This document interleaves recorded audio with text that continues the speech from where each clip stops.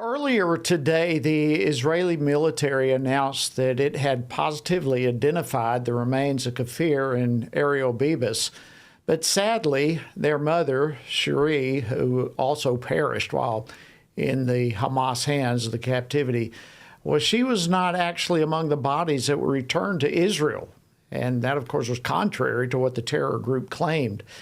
And compounding all of the grief that the nation of Israel right now is experiencing, we now have also a series of intentional bus explosions that took place in the Tel Aviv area. So there's just so much pain, so much heartbreak in that nation right now, and so much for us to be praying for. Well, here to unpack these horrific stories is Yisrael Ganz. He's the governor of the Benjamin region and chairman of the Yesha Council. Governor Ganz, welcome to Washington Watch. I'm so sorry that it's under these particular circumstances.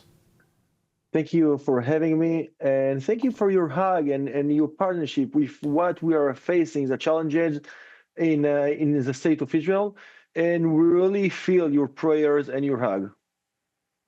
Well, you absolutely have them, and they will continue. And I do just begin by expressing deepest and most heartfelt sympathy and condolences for you and your nation during this incredible time. So if you can, bring us up to speed. What do we know regarding the body that Hamas claimed was Cherie Bibas? So what we know right now that Cherie is missing.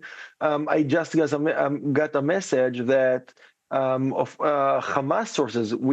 I can say that it's truth. Hamas said that now they found her body and they will bring it to us, but I can't say that it's real truth. But for me, it's a reminder for whom we are dealing with. We are dealing with, I can't say anymore, so-called people that murder children by their hand. That's what we found in the investigation. About a month after had been kidnapped. You know, it's not for human being. And those people, when they brought the bodies back, we saw the crowd celebrating and happy. We can live with that hate, with that cruel. We have to fight and defeat the terror because it's in ideological ideas that we not share the same ideas, and we have to fight with them. Absolutely. And there's all sorts of false accusations that they're putting forth as well, such as the accusation from Hamas that the Bibas children actually died as a result of the IDF's heroic efforts to save them. So what do you have to say in response to that? So, in fact, we checked that, and the facts are that the Hamas murdered the children, but more of that. You know, when Hamas talk about civilian people, civilians that had been kidnapped and had been murdered in Gaza, how can you take children, civilians, as in hostages on your way and trying to release your terrorists? You cannot compare between terrorists and children. And for me, the fact that we give out for terror, we give them terrorists for bodies of children. It's unbelievable. We're not allowed to do that. We have to fight with terror. Otherwise, they can attack, civilians all over the world and take some hostages, and they can ask to release terrorists if we want the civilians back. We are not allowed to agree with that. And I want to add something. I am the governor of Judea and Samaria. 86% of the Arab population that live in Judea and Samaria on October 8th voted that they support Hamas massacre. We just say yesterday is a miracle. God stayed with us. Miracle, 3 buses had been exploded with bombs inside, and we found more 3 bombs. And God help us. And it had been exploded while the buses were empty. And God help us, but He wants us to fight.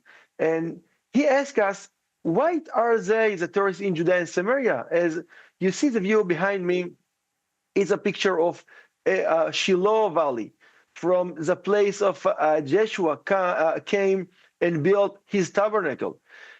Now, in a CPAC 2 days ago, they made a resolution that called President Trump to apply a sovereignty over Judea and Samaria, Israel's sovereignty, to declare for everyone in the world that the whole state of Israel, including Judea and Samaria, it's a part of the state of Israel and belong to the people of Israel. I think that when we will say it clear, Iran and his proxies will understand that they have no any chance to make us give up and to remove us from the Holy Land. Absolutely. So, I'm glad you brought that up. And as you mentioned with the attacks, fortunately, the buses were empty, and I totally agree. God is working in behalf of you. But do we know who the perpetrators were in the recent bombings, and how is that going to impact the ceasefire and the hostage deal to this point? We've only got about a minute or so left.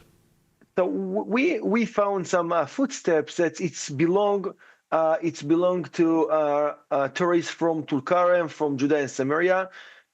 In fact, we called a more battalion to come to Judea and Samaria and to help in security Judea and Samaria to prevent October 7th that can come every single day or hour from Judea and Samaria for the whole entire state of Israel. We have to prevent that.